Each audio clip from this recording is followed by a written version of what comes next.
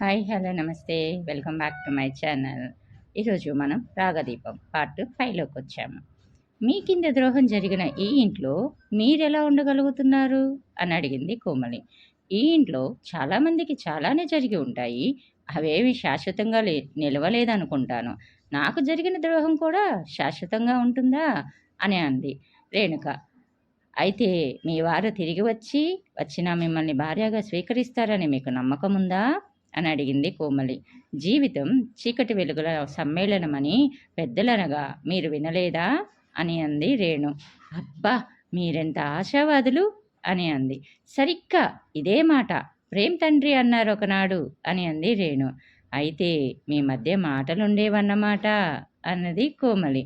మాటలు కాదు, పోట్లాట్లుండేవి అని రేణు గలగలా నవ్వేసింది. మీ స్థానంలో నేనుంటే ఇంత స్వచ్ఛంగా నవ్వేదాన్ని కాదు, ఒక్క పెట్టున ఏడ్చేదాన్ని అంది కోమలి. ఏడ్తు సాధించేవి ఏమీ లేవు ఈ ప్రపంచంలో అని అంది రేణు. మీకు చదువు చెప్పాలంటే నాకు సిగ్గుగా ఉంది రేణుకాదేవి గారు. నిజానికి మీరు గురువు కావాలి, నేను శిష్యురాలిని కావాలి. మిమ్మల్ని చూసి చాలా నేర్చుకోవాలనిపిస్తుంది అని అంది కోమలి. నేర్చుకునేవి ఉంటే నేర్చుకోండి. అయితే ఈ క్షణమే నన్ను గురువుగా స్వీకరించాలి. ముందు ఈ రేణుకాదేవి గారు అన్న సంబోధన మానేయమని ఆజ్ఞాపిస్తాను. నాకు చదువు చెప్పడానికి వచ్చి నన్ను బహువచనంతో మన్నించడం బాగాలేదు. ఇంచుమించు మనిద్దరం సమవయస్కులం. రేణుక అంటే చాలు. మిమ్మల్ని నేను కోమల అనే పిలుస్తాను అని అంది రేణు. మీరు నా శిష్యురాలే అయినా జమీందారిని కోడలు, ముఖ్యంగా నాకు జీతమిచ్చి పోషిస్తున్న వాళ్ళు అని అంది కోమల. రేణు మరోసారి నవ్వింది. ఈ ఇంట్లో పెద్దగా మీకు నాకు భేదం లేదు కోమల. నేను ఇంచుమించుగా మీలాంటి నౌకర్ని ఇంట్లో. భర్త త్యజించిపోయిన మనిషిని. ఈ ఇంట్లో నా విలువ ఏమిటో నాకు తెలుసు. మా అత్తగారు నన్ను కోడలిగా మన్నించవచ్చు. ఈ ఊరి ప్రజలందరూ నన్ను జమీందారిని కోడలు అనవచ్చు. కానీ ఆయన తనకక్కర్లేదన్న మనిషిని నేను. ఆయన ఈ ఇంట్లో ఉన్నాను. మా అత్తగారు నా జీవితమే ఒక తపస్సుగా ఆయన కోసం నిరీక్షించమని చెప్పింది. ఆమె మాట ఒక ఉపదేశంగా స్వీకరించాను. అందుకే ఈ ఇంట్లో ఉండగలుగుతున్నాను అని అంది రేణు. కానీ ఈ పిల్లల మీద మీ ప్రేమను చూస్తుంటే, ముఖ్యంగా మీకు ద్రోహం చేసిన అతడి పిల్లలు అని అంది కోమలి. తండ్రి చేసిన ద్రోహం ఏమిటో తెలుసుకోలేని పసిపిల్లలు వీళ్ళు. తండ్రి చేసిన ద్రోహానికి వీళ్ళని బాధ్యుల్ని చేయలేను. చిన్ననాడే కన్న తల్లికి దూరమయ్యారు. వీళ్లను అమ్మగా ప్రేమించాలనిపిస్తుంది. అందుకే ఉషకి నన్ను అమ్మ అని పిలవడం నేర్పాను అని అంది రేణు. కన్నెపిల్ల ఎవరో పిల్లలకి తల్లి కావటం, తల్లిగా ప్రేమించటం ఎంత అద్భుతమైన సంగతి అని అంది కోమలి. రేణు బాబును పెదవుల వద్దకు తీసుకొని వాడి బుగ్గల మీద ఆప్యాయంగా ముద్దు పెట్టుకొని, వీడెవడో తెలుసా? ప్రేమ్ సుధాకర్. నా జీవితంలో ఒకనాడు వీడే ప్రేమసుధను వర్షించగలడు. కన్నెపిల్లను ఎవరో కన్నపిల్లలకు తల్లినయ్యానన్నారు కదూ. నా జీవితానికి ఏమాత్రం భాగ్యం దక్కడం అదృష్టం కాదు. భర్త ఆదరానికి దూరమైన ఒక స్త్రీ ఇద్దరు పిల్లలకు మాత్రం తల్లి అయింది. అదృష్టమంటారా కాదంటారా అని లేచింది రేణు. బాబుకి పాలు పట్టే వేళయింది అంటూ వాడిని చంకనేసుకొని వెళ్ళిపోయింది రేణుక. కోమల రేణు వెళ్ళిన దిక్కే ముగ్ధురాలై చూసింది. సుధాంశు వెళ్ళిపోయిన నెల రోజుల తర్వాత అతడి దగ్గర నుండి తల్లికి ఒక ఉత్తరం, కాంతారావుకి ఒక ఉత్తరం వచ్చాయి మధుర నుండి. మధుర అడ్రస్కు 2000 రూపాయలు పంపమని కాంతారావుకు రాశాడు సుధాంశు. తల్లికి రాసిన ఉత్తరంలో ఇలా ఉంది. అమ్మగారికి పాదాభివందనములు. నేను ఎందుకోసం ఇల్లు విడిచిపెట్టానో మీకు ఈసరికి తెలిసే ఉంటుందని అనుకుంటున్నాను. ఎందుకంటే రేణుకకి వ్రాసిన ఉత్తరం ఆమెకు చదువు రాదు కాబట్టి ఆమె మీ చేత చదివించుకొని ఉంటుందని నా ఉద్దేశం. అమ్మా, మీ కళ్ళ ముందే నేను, మనోరమ అన్యోన్యంగా జీవించాం. మా అనురాగ దాంపత్యాన్ని గురించి మీరు ఎందరితోనో గర్వంగా చెప్పగా విన్నాను. అలాంటిది ఆమె ఈ లోకం నుండి నిష్క్రమిస్తూనే ఆమె స్థానంలోకి మరొకరిని తెచ్చావు. ఆ పని చేయడానికి నువ్వేమీ సంకోచపడలేదు. నీకు కోడలు కావాలనుకున్నావు, పిల్లలకు తల్లి కావాలి అనుకున్నావు. తలరాతలు తారుమారులు అయ్యి ఆమెకు బదులు నేనే చనిపోతే నీకు కొడుకు కావాలని, ఆ పిల్లలకు తండ్రి కావాలని అనేదానివా అమ్మా? ఈ ప్రపంచంలో స్త్రీకొక న్యాయం, పురుషుడికొక న్యాయమా? ఎవరు రాశారో తెలియదు, కానీ ఇది చాలా దారుణమమ్మా. మనిషి కనుమరుగైన చెదరనిది నా ప్రేమే మనోరమ మీద. నువ్వు ఇల్లు విడిచి ఆశ్రమానికి వెళ్ళిపోతాను అని అనడంతో మతిపోయి నీ మాటకు తలొగ్గునప్పుడు ప్రస్తుతానికి గండం తప్పించుకుంటున్నాను అన్న ఆలోచన తప్ప మరొకటి రాలేదు నా మనసులోకి. అలా తల ఒగ్గడం వల్ల ఒక అమ్మాయి జీవితం నాశనం అవుతుందన్న ఆలోచనే వచ్చి ఉంటే రేణుకకు ఇప్పుడు ఆ గతి పట్టేది కాదు. నాకు రెండో పెళ్ళి జరిగేది కాదు. నా కారణంగా ఒక నిండు జీవితం వ్యర్థమైపోయింది అన్న బాధపడే అవకాశము ఉండేది కాదు నాకు. రేణు ఆ ఇంటి నుండి వెళ్ళిపోతే తప్ప నేను ఈ బాధ నుండి నాకు విముక్తి లేదమ్మా. రేణుక వెళ్ళిపోయిందని నాకు తెలిపితేనే నేను ఇంటికి తిరిగి రావడం అంటూ జరుగుతుంది.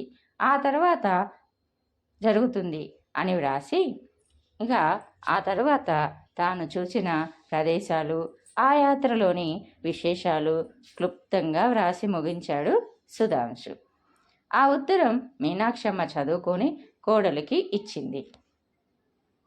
రేణు ఒక్కో అక్షరం కూడదీసుకొని చదివి అర్థం చేసుకోవడానికి గంటసేపు పట్టింది రేణుకకి.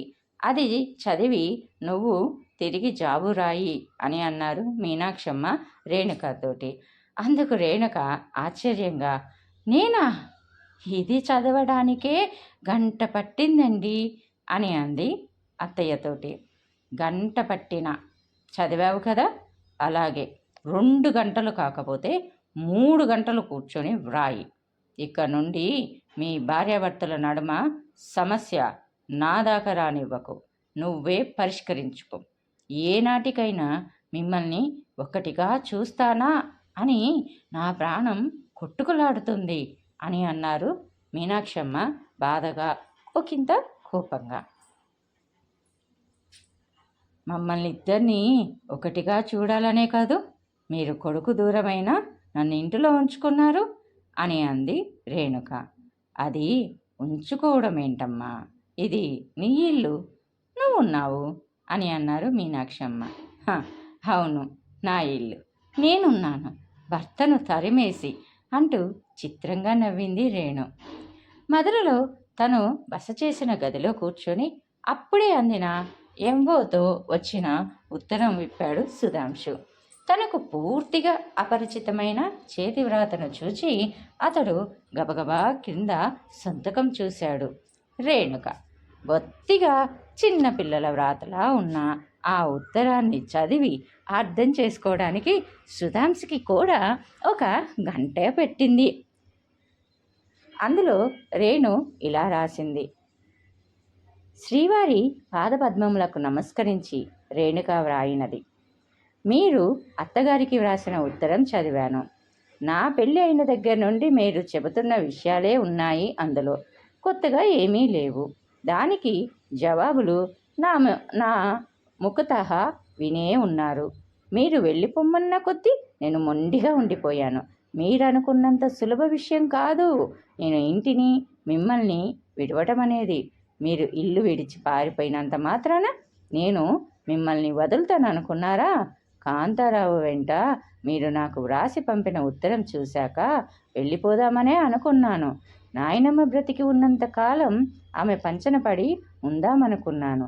కానీ అత్తయ్య గారే నేను వెళ్ళిపోవడానికి అంగీకరించలేదు. నా జీవితమే ఒక తపస్సుగా మీకోసం నిరీక్షించమని చెప్పింది. ఆమె మాటను నేను ఒక ఉపదేశంగా స్వీకరించాను. ఈ విధంగా మీ కోరిక తీరే మార్గం శాశ్వతంగా మూసుకుపోయింది. కానీ మీకు జరిగిన రెండో వివాహం ఒక పొరపాటుగా మీరు బాధపడటం చూస్తుంటే నాకు నవ్వు వస్తుంది. ఈ ప్రపంచంలో మనుషులంతా సమానమైనప్పటికీ ప్రకృతికి స్త్రీ పురుషులెప్పుడూ సమానం కాదండి. అసమానత దృష్ట్యానేమో స్త్రీకి కొన్ని విధులు, పురుషుడికి కొన్ని విధులు ఏర్పరిచింది సమాజం. ఆ విధులను తారుమారు చెయ్యాలని మీలాంటి సహృదయులు ప్రయత్నిస్తారు కూడా. మీ భార్యకు బదులు మీరే పోతే మనోరమ అక్కయ్యకు రెండో పెళ్లి తలపెట్టేదానివా అని మీరు అత్తగారిని ప్రశ్నించారు. ఎంత పిచ్చి ప్రశ్న! 2 బిడ్డల తండ్రి తిరిగి పెళ్లాడితే నష్టం లేదు. కానీ 2 పిల్లల తల్లి తిరిగి వివాహిత కావటం స్త్రీనైనా నేనే అంగీకరించలేకుండా ఉన్నాను. సంతానవతి అయిన స్త్రీ పునర్వివాహానికి మాతృమమత తప్పకుండా అడ్డు వస్తుంది. ఈ మాతృమమత ముందు సంసార సుఖం తుచ్చంగా కనిపిస్తుంది. అయితే మీ విషయంలో ఇలా జరిగిందా? మీకు జరిగిన రెండో పెళ్ళి ఒక పొరపాటుగా భావించటానికి పితృమమత కారణం కాదనుకుంటాను. కేవలం మనోరమ అక్కయ్య మీద ప్రేమ చేతే కదా. కాలగర్భంలో కలిసిపోయిన మనిషిని మీరింకా ప్రేమించడం చూస్తుంటే సమాధిలో శవానికి పూజలు చేసే మనిషి ఎంత పిచ్చిగా కనిపిస్తాడో అంత పిచ్చి మనిషిగా కనిపిస్తున్నారు నాకు. అంత మాత్రాన ఆమెని మర్చిపోమ్మని, ఆమెతో గడిపిన జీవితాన్ని తుడిచివేసుకోమని నేను చెప్పటం లేదు. ఆ జీవితాన్ని ఒక స్మృతిగా హృదయంలో దాచుకుంటే చాలదా? సంసార సుఖాన్ని త్యజించి ఆమెని ప్రేమిస్తూ కూర్చోవడం వల్ల మీకు ఒరిగే ఆనందమేమిటో నాకు బోధపడటం లేదు. అమర ప్రేమ, ఆదర్శ ప్రేమ అనిపించుకోవాలన్న స్వార్థం తప్ప నాకేమీ కనిపించటం లేదు. నా సమక్షంలో మీరు చలిస్తారన్న భయం చేత ఆ ప్రేమను రక్షించుకోవడం కోసం ఇంటి నుండి పారిపోయారు. ఎందుకండి ఈ బలవంతపు నిగ్రహం? ఇంత బలవంతంగా మీ జీవితంలో శూన్యం నింపుకొని పారిపోవడం ఎందుకు? ఏం పొందుతారు? మీ శూన్య జీవితం దీర్ఘమవుతున్న కొద్దీ మీరు ఆ ప్రేమించే శక్తిని కూడా కోల్పోతారు. చైతన్యరహితమై స్తంభించిపోతారు. మీలో ఆ ప్రేమించే శక్తి క్షీణించకముందే మీలోని ప్రేమ ప్రవాహం దారి మళ్ళీ ఈ నిర్భాగ్యురాల్ని ముంచివేసి భాగ్యవంతురాల్ని చెయ్యాలని కోరుతున్నాను. చిరంజీవి ప్రేమ్ బొద్దుగా తయారవుతున్నాడు. వాడిలో అన్ని మీ పోలికలే వ్యక్తమవుతున్నాయి. ఉష అప్పుడే 4 రకాల ఏబిసిడీలు నేర్చేసుకుంది. ఈ మధ్యే మా ఇద్దరికి చదువు చెప్పడానికి ఓ పంతులమ్మని కుదుర్చారు అత్తయ్య. దాని ఫలితమే మీకీ ఉత్తరం నా చేతితో వ్రాయబడడం.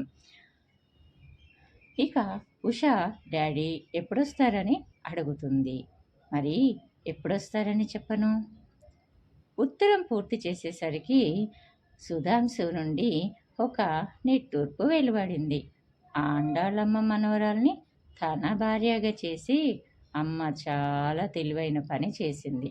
ఏ గాలికి చలించని శక్తి చిన్న గడ్డి మొక్కకే ఉంటుంది. తమకు సమాన స్థాయిలోని అమ్మాయితో తనకు పెళ్లి జరిగి ఉంటే తన ప్రవర్తనతో ఎంత గల్లంతైనా జరిగి ఉండేది. తను ఇల్లు విడవక్కర్లేకుండానే విడాకులు పొంది ఉండేవాడు ఆమె నుండి. అయితే రేణు రూపవతే కాదు, వివేకవతి, విజ్ఞానవతి కూడా అనుకున్నాడు సుధాంశు మొదటిసారిగా.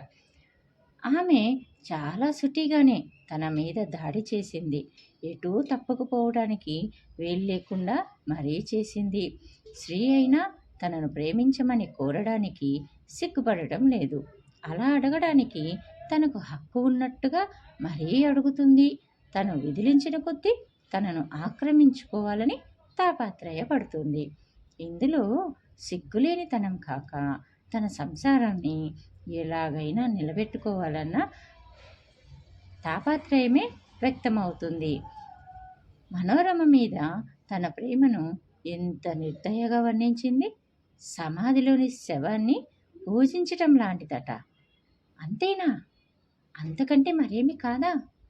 మనోరమ మీద తన ప్రేమకేమీ విలువలేదా అంటూ సుధాంశులో మదన ప్రారంభమైంది. ఇంటి దగ్గర అందరూ క్షేమమేనా మహేంద్రబాబు? ఇంటి దగ్గర అందరూ క్షేమమేనా మహేంద్రబాబు అని అడిగారు మీనాక్షమ్మ. క్షేమమే అత్తయ్య అన్నాడు మహేంద్రబాబు. మహేంద్ర మనోరమకి అన్నయ్య. పిల్లల్ని చూసి రమ్మని తల్లి పంపగా వచ్చానని చెప్పాడు అతడు. సత్యం ఉషను ప్రేమను ఇలా తీసుకురా అంటూ నౌకరికి పురమాయించింది మీనాక్షమ్మ. బావగారు ఉన్నారా అత్తయ్య అని అడిగాడు మహేంద్ర. లేడు, పని మీద ఊరికి వెళ్ళాడు. నెలల తరబడి ఉండిపోయే పనేమిటత్తయ్యా? మహేంద్ర నవ్వులా లేదు. నాగపాము విషం చిమ్ముతున్నట్టుగా ఉంది. అంతే. మీనాక్షమ్మ గతుక్కుమంది ఆ ప్రశ్నకు. ఇంకా ఇల్లే దాటలేదనుకున్న వార్త కాస్త వాడలు దాటిపోయి ఊర్లు పాకిపోయిందన్నమాట. అయితే చాలా సంగతులు తెలిసి ఉండాలి అనుకుంటూ ఆమె ముఖం వివరణమైపోయింది. తల్లి ఎలాగూ లేదు, ఉన్న తండ్రి ఇల్లు విడిచిపోయాడు. ఇక మనో పిల్లల్ని ఇక్కడ ఉంచటం అనవసరం అనుకుంటున్నాం. పిల్లల్ని తీసుకువచ్చేయమని చెప్పింది అమ్మ అని చెప్పాడు మహేంద్ర. మీనాక్షమ్మ ఉద్రిక్తతను ఆపుకోలేకపోయింది. ఇంకా వాళ్ళ నానమ్మ బ్రతికి ఉన్నంతకాలం ఈ పిల్లల్ని తీసుకుపోయే అవసరమే మీకు రాదు అని అన్నారు మీనాక్షమ్మ. అరే, మీరు ఈ విషయంలో కోపగించుకోనక్కర్లేదు అత్తయ్య. మీకు వయసు పైబడిపోతుంది. మీ ఆరోగ్యమా మంచిది కాదు కూడా. పిల్లల్ని ఈ కాలానికి అనుగుణంగా మీరు పెంచలేరు కదా అని అన్నాడు మహేంద్ర. అంటే ఏమిటి మీ ఉద్దేశం? వాడి తండ్రి చచ్చాడనుకున్నారా అని అడిగింది మీనాక్షమ్మ. ఉండి లేని వాడిని అంతే అనుకోవాలి. బావకి మా అక్కయ్య మీద వల్ల మాలిన ప్రేమ. ఆ ప్రేమను మీరు గుర్తించక రెండో పెళ్లి చేశారు, ఇల్లు విడిపించారు. అతడు ఇంటికి తిరిగి వచ్చినా ఏ విరాగిలాగానో కాలం గడుపుతాడే కానీ పిల్లల్ని సంసారాన్ని చక్కదిద్దుకోగల మనిషి అవుతాడని నేను అనుకోవడం లేదు. ఇటువంటి వాతావరణంలో పిల్లలు పెరగడం ఎంతమాత్రం మంచిది కాదు. అయినా మీరింత కోపగించుకోవాల్సింది ఏముంది? మేం ఆ పిల్లలకి దూరం మనుషులం కాదు కదా అని అన్నాడు. ఆ పిల్లల్ని తీసుకుపోగల హక్కు మాకు లేదా అని అడిగాడు మహేంద్ర. హక్క మీకెలా ఉంటుంది అని అడిగారు మీనాక్షమ్మ. అంటే హక్కంటే హక్కు కాదనుకోండి, ఆప్యాయత అని అన్నాడు మహేంద్ర. ఇక్కడ ఆప్యాయతకేమి కొరవలేదు మహేంద్ర అని అంది ఆమె. మీరున్నన్నాళ్ళు లేదనుకోండి అని అన్నాడు. నేనెప్పుడు చేస్తానో మీకు తెలుసా అని అడిగారు మీనాక్షమ్మ గారు. అయ్యో, మీరు విపరీతార్థాలు తీసుకోవద్దు. మరోసారి వేడుకుంటున్నాము. మీ వయసు పైబడింది. ఇదా పల్లెటూరు, మేముండేది సిటీలో. మా పిల్లల మధ్య పెరుగుతారు. వాళ్ళని ప్రయోజకులుగా తీర్చిదిద్ది మీకు అప్పచెప్పకపోతే మేమేం చేస్తాము అనేసి అన్నాడు. సుధ కూడా ఈ పల్లెటూరులోనే పుట్టాడు. వాడి పై చదువంతా విదేశాల్లోనే గడిచిందిగా అని అడిగింది మీనాక్షమ్మ. బావకి తల్లిదండ్రి ఇద్దరూ ఉన్నారప్పటికీ అని అన్నాడు మహేంద్ర. ఆ పిల్లలకి తల్లి చచ్చిందేమో కానీ ఇంకా తండ్రి చావలేదయ్యా. ఇక ఆ ప్రసక్తి నా దగ్గర తీసుకురాకు ఖండితంగా చెప్పింది. నా కంఠంలో ప్రాణం ఉండగా నా కొడుకు పిల్లల్ని పరాయి పంచన వదలను. వాళ్ళ కోసం నేను నూరేళ్ల ఆయువుని కోరుకుంటాను. దేవుడి దయలేక నన్ను వేగమే తనలో చేర్చుకున్నా వాళ్ళకి జరిగే లోటేమీ లేదు. కన్న తల్లినే మరిపించిన పిన్ని ఉంది వాళ్లకు. ఆమె వాళ్ళకి లోటేమీ చేయదు అని అన్నారు మీనాక్షమ్మ. ఆ సవతి తల్లి గురించేనా మీరింత గొప్పగా చెప్పేది అంటూ మహేంద్ర హాలు దద్దరిల్లిపోయేలా నవ్వాడు. ఆమెది ఎంత గొప్ప వంశమో, ఎంత గొప్ప చరిత్రో ఎవరికి తెలియనట్టు చెబుతున్నారు. ఆమె చేతిలో పిల్లలు ప్రయోజకులుగా తయారు కాకపోతే మానే, బిచ్చగాళ్లుగా తయారు కాకపోతే అదే 10,000 అని అన్నాడు మహేంద్ర. మీనాక్షమ్మకి క్రోధంతో ముఖం కందగడ్డలా తయారైంది. మహేంద్రబాబు, నువ్వు మమ్మల్ని ఇలా అవమానించుకోవడానికే వచ్చావా అని అడిగారు. ఆహా, అమ్మ పిల్లల్ని తీసుకువచ్చేయమని చెప్పింది, అందుకనే వచ్చాను. మీరు మా కోరికను ముందుగానే మన్నిస్తే ప్రసంగం ఇంత దూరం వచ్చేది కాదుగా, నింపాదిగా ఉన్నాయి మహేంద్ర మాటలు.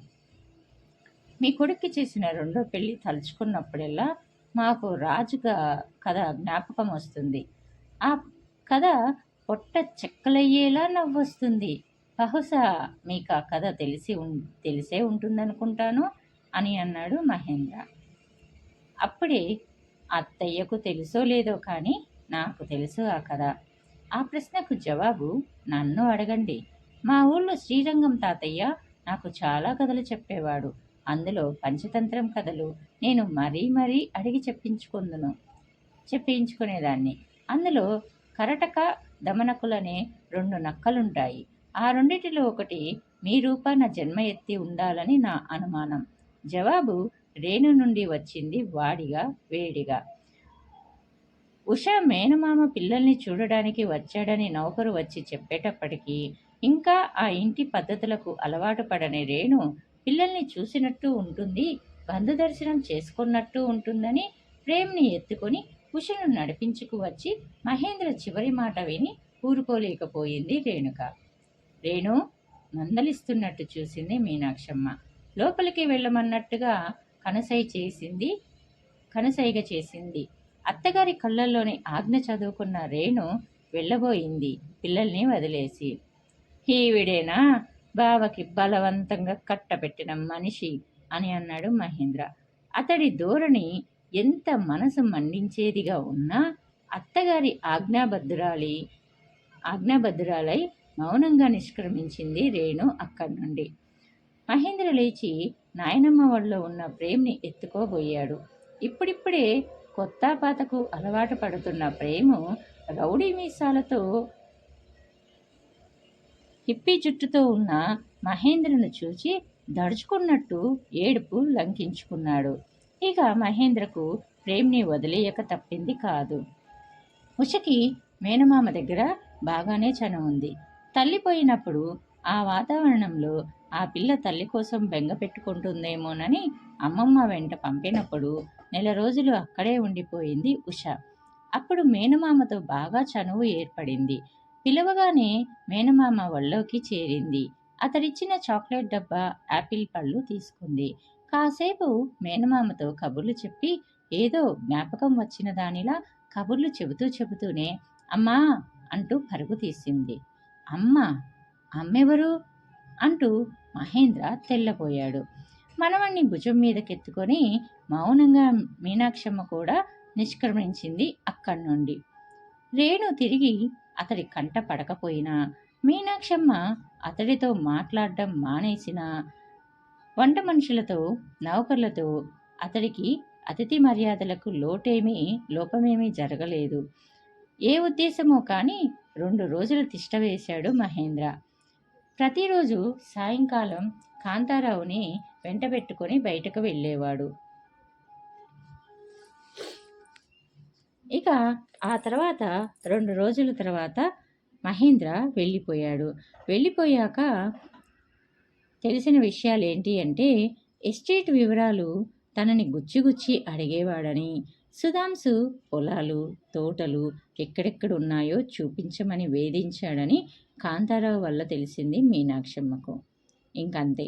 ఆమెకి ఆందోళనతో ఆవిడ ఆరోగ్యం మరీ చెడిపోయింది. ఆ రోజంతా పక్క వదలలేదు ఆవిడ. ఆ తర్వాత మరో నెల రోజుల దాకా కొడుకు ఎక్కడున్నది తెలియక అతడి నుండి ఉత్తరమూ లేక మరీ కృంగిపోయింది ఆమె. రేణుసుధ ఇద్దరూ తనకు రెండు కళ్ళలాంటివారు. ఇందులో ఏ కన్ను పొడుచుకోవాలో పాలుపోవడం లేదు ఆమెకి. తమ బాధ తమకుండగా అవతలి వాళ్ళు జోక్యం కలగజేసుకోవాలని చూస్తున్నారు. పిల్లల్ని పంపమని మనోరమ తండ్రి కూడా ఉత్తరం రాశాడు వాళ్ళకి. మగదిక్కులేని సంసారం అయిందని చిరాకు పడసాగింది మీనాక్షమ్మ. ఆడవాళ్ళని పిల్లల్ని వదిలేసి మనోరమ స్మృతులు పట్టుకొని పారిపోయిన కొడుకు మీద ఆవిడకు ఎక్కడలేని కోపం రాసాగింది. ఒకరోజు కోడల్ని కూర్చోపెట్టుకొని చెప్పింది, రేణు, పిల్లల్ని పంపమని వాళ్ళు వేధిస్తున్నారు. ఇంతటితో వదిలేలా కూడా లేరు. పిల్లల్ని పంపమని అడగడం అది ఒక నెపం మాత్రమే. వాళ్ళ కన్ను మన ఎస్టేట్ మీద పడింది. కూతురు పిల్లల్ని వాళ్ళను పెంచి పెద్ద చేస్తారేమో కానీ ఈ ఎస్టేట్ మొత్తం వాళ్ళకే అప్పచెబుతారన్న నమ్మకం ఏమిటి అని అన్నారు మీనాక్షమ్మ.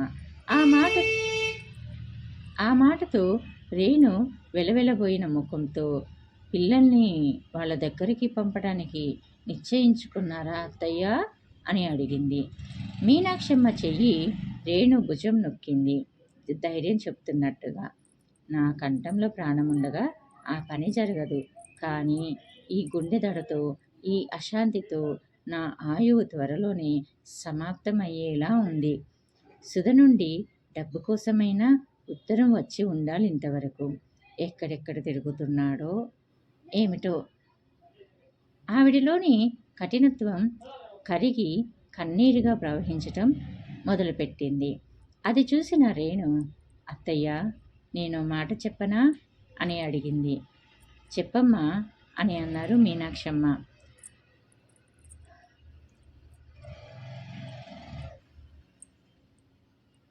ఆ తిరుగుళ్లలో ఆయన ఆరోగ్యం ఎంత చెడిపోతుందో. మీరు నా కోసం కొడుకుని దూరం చేసుకుంటారా? ఈసారి ఆయన దగ్గర నుండి ఉత్తరం వస్తే ఇంటికి తిరిగి రమ్మని, అంతా ఆయన కోరిక ప్రకారమే జరుగుతుందని వ్రాయండి. ఆయన వచ్చేస్తే సమస్యలన్నీ తీరిపోతాయి అత్తయ్య అని అంది రేణుక. సమస్యలన్నీ తీరిపోతాయా? అదెలాగమ్మా? నువ్వు సమస్య కావా? నీ కన్నీరు శాపం కాదా ఈ ఇంటికి అని అడిగారు మీనాక్షమ్మ. నా కన్నీరు ఈ ఇంటికి శాపమే అయితే నేను కన్నీరు పెట్టనత్తయ్యా. కానీ నేను వెళ్ళిపోక తప్పదని ముందే ఖచ్చితంగా తెలిసి ఉంటే పిల్లలతో ఇంత అనుబంధం పెంచుకోకపోయేదాన్ని, ఇంత మమకారం అల్లుకోకపోయేదాన్ని. నేను బాధపడేదంతా ఇప్పుడు వీళ్ళ కోసమే అత్తయ్య అంటూ రేణు కంఠం వణికింది. ఎన్నడూ దైన్యం ఎరుగని రేణు దైన్యం మూర్తీభవించి కనిపించింది. ఆమెను అలా చూసిన మీనాక్షమ్మ హృదయం కదిలిపోయింది. రేణు, నువ్వు బాధపడకు. ఆ పిల్లలు నీ పిల్లలే. ఆ పిల్లల్ని నీ నుండి వేరు చేసే హక్కు ఎవరికీ లేదు. ఆ పిల్లల్ని నీ నుండి ఎవరూ విడదీయకుండా నేను గట్టి కట్టుదిట్టం చేసే పోతాను అని అన్నారు మీనాక్షమ్మ. అది ఎంత అసంభవమో రేణు మనసుకు తెలుసు. ఆవిడేదో ఆవేశంతో అందని తృప్తిపడి ఊరుకోలేకపోయింది. ముందు మీ కొడుకును రప్పించే ప్రయత్నం చేయండి అంది నిర్లిప్తంగా. అయితే అతడు రాకముందే నేను అనుకున్న పనులు పూర్తి చేయాలి. ఆవిడ ఏదో నిశ్చయించుకున్న దానిలా అంది. కింద తివాసి మీద బొమ్మతో ఆడుకుంటున్న బాబును ఎత్తుకొని అవతలికి వెళ్ళిపోయింది రేణు. తన నిశ్చయాన్ని వివరించి అందుకు ఏర్పాటు చేయమని కాంతారావుతో చెబుదామనుకున్న మీనాక్షమ్మకు కాంతారావు 2 రోజుల నుండి అనారోగ్యంతో ఇల్లు కదలడం లేదని గుర్తుకు వచ్చింది. తాతయ్య, పెద్దమ్మగారు వచ్చారు అని అన్నాడు కాంతారావు మనవడు. లోపలికి పరిగెత్తి వెళ్ళి చెప్పాడు. తర్వాత ఏం జరిగింది అనేది తెలుసుకోవాలి అనుకుంటున్నారా? అయితే నెక్స్ట్ ఎపిసోడ్ వరకు వెయిట్ చేయండి. అలానే ఈ స్టోరీ నచ్చితే చిన్న లైక్ ఇవ్వండి. అలానే మీరు ఇంకా నా ఛానల్ని సబ్స్క్రైబ్ చేసుకోకపోతే ఇప్పుడే సబ్స్క్రైబ్ చేసుకొని మీ అమూల్యమైన సపోర్ట్ని నాకు తెలియచేయగలరని ఆశిస్తున్నాను. ఇక కారు దిగి కాంతారావు ఇంట్లోకి ప్రవేశించింది మీనాక్షమ్మ. కాంతారావు భార్య సాధారణంగా ఎదురువచ్చి లోపలికి తీసుకువెళ్ళింది. శ్రమ తీసుకొని వచ్చారు. కాంతారావు నొచ్చుకుంటూ పడుకున్నవాడెల్లా లేవబోయాడు. మా మా ఇంటి ముందు కారెక్కి మీ ఇంటి ముందు దిగడానికి శ్రమ ఏమిటి? ఇంతకీ ఏమిటి మీ అనారోగ్యం? తన కోసం వేసిన కుర్చీలో కూర్చుంటూ పరామర్శించింది మీనాక్షమ్మ. కాళ్ళల్లో నరాలు పట్టేస్తున్నాయి. నడవాలంటే ఓ కాలు స్వాధీనం తప్పిపోయింది. ఈ 2 రోజులు ఆచారి గారు ఏదో తైలం మర్దనాకిచ్చారు. ఇహ ఈ తైలాలు పూతలు లాభం లేదనుకుంటున్నాను. మా తాతగారికి ఇదే జబ్బు. ఇలాగే పిక్కల్లో నరాలు పట్టేవి. తర్వాత కాళ్ళు చచ్చుపట్టాయి. తర్వాత నడుం దాకా చచ్చుపడింది. అలా సగం చచ్చిన శరీరంతోనే ఆయన 3 ఏళ్ళు మంచంలో బ్రతికాడు. నాకెందుకో ఈ కాలంలో నరాలు పట్టడం ప్రారంభమైన దగ్గర నుండి ఒకటే భయంగా ఉంది. ఆయన చావు నాకు రాదు కదా దేవుడా అని అన్నారు కాంతారావు గారు. తర్వాత